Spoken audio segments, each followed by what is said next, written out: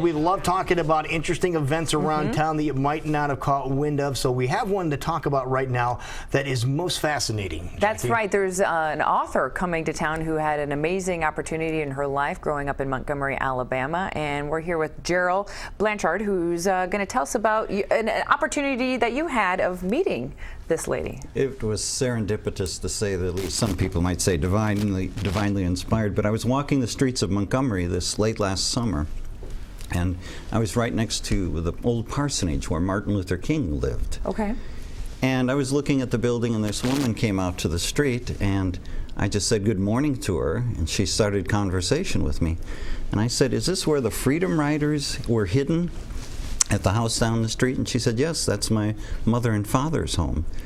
And I started inquiring more and more, and she said, "That's my mother, the 93-year-old Vera Harris, on the front porch." And Vera was there waving and summoned me over. Pretty soon I'm on the porch with this 93-year-old woman who had not only the Freedom Riders there, but was next door neighbor to Martin Luther King, friend to Harry Belafonte, met Barack Obama, had all the major civil rights leaders in the nation regularly meeting in their home.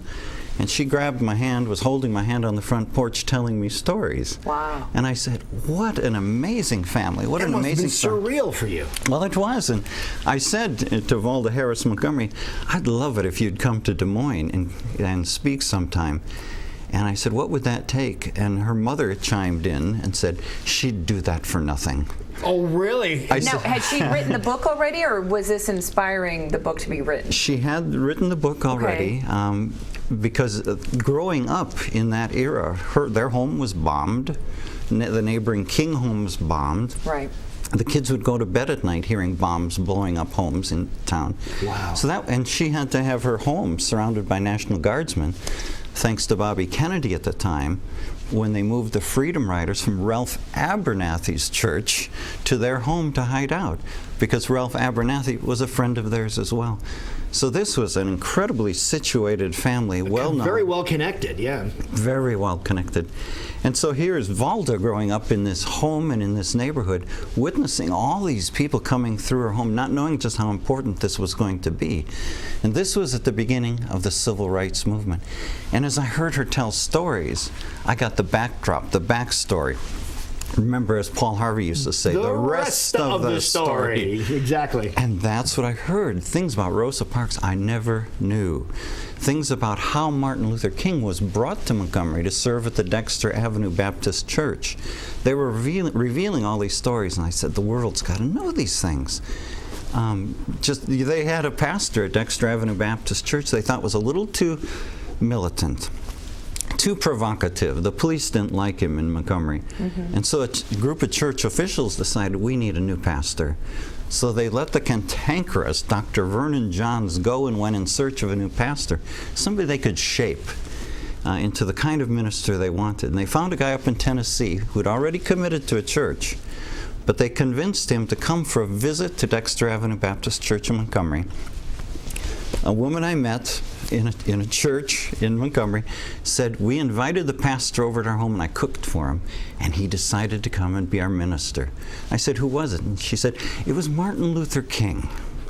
Wow. Turns out he was a little bit more of a shaker and a mover. Yeah, a little bit, yeah. He wasn't going to be a wallflower. So I was bumping into all these people, and I thought, my goodness, these backstories that I'm hearing are incredible, things you don't read about in history books. I want Valda to come and just tell stories. So tonight, she'll tell stories in Grinnell. Okay. At the First Baptist Church, and then tomorrow night in Unity at 6:30 p.m. Unity Church. Okay, then we think we have something here to show you here what is going on. So Friday, Unity Church over on 31st Street here in Des Moines.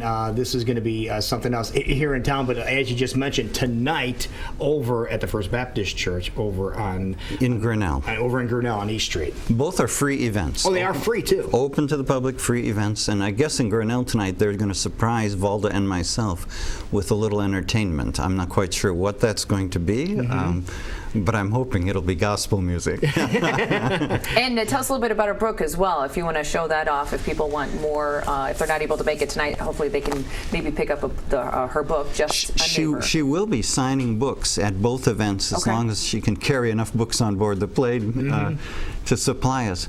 But the book is just a casually written, humble story by this gracious woman who just says, I was just there at the time. I'm nobody important, but oh my goodness, what her eyes laid witness to. And she shows photographs and tells stories in this book. So she'll talk about the book, she'll tell her stories, and then do book signings after both events. And you said she's en route to Des Moines right now. As we speak. As we speak. All right. Wonderful. What an amazing meeting that you were able to be a part of, and thank you for bringing her to our area so she can continue to tell these stories. Once again, going to be in Grinnell tonight, 5:30 over at the First Baptist Church, and then tomorrow here in Des Moines over at Unity Church on 31st Street. Excellent. Wonderful. Thank you for coming in. Thank you. Thank you so much. You're welcome.